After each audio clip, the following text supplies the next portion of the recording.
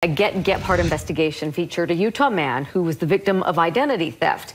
Matt spoke to an expert who said having a credit freeze could have saved the guy a lot of time and trouble. Now, after that story, we heard from several folks wondering how to do it. Tonight, Matt shows us how. Things continued to trickle in.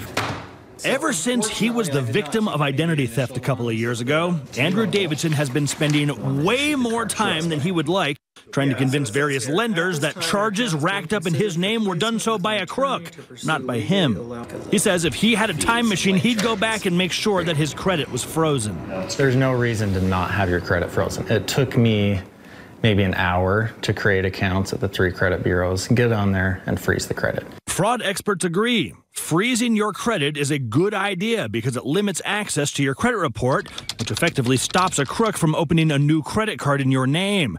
It may seem daunting, but it's really not. You complete a couple of online forms with each of the 3 credit bureaus and then click freeze. It's just one tool. A credit freeze is a good safety net, but it is not foolproof, warns mortgage lender Al Bingham. It's not 100% that someone will not get access to your credit report. Bingham recommends extended fraud alerts, which force a company to contact you before granting new credit in your name. So then we have to go through a process of identifying that person before we can even proceed on the loan. The catch? Extended fraud alerts are only available to people after they've been a victim of ID theft. But unlike a credit freeze where you have to reach out to freeze your credit with all 3 credit bureaus, with a fraud alert you only need to set it with one, and then that one credit bureau must tell the other 2.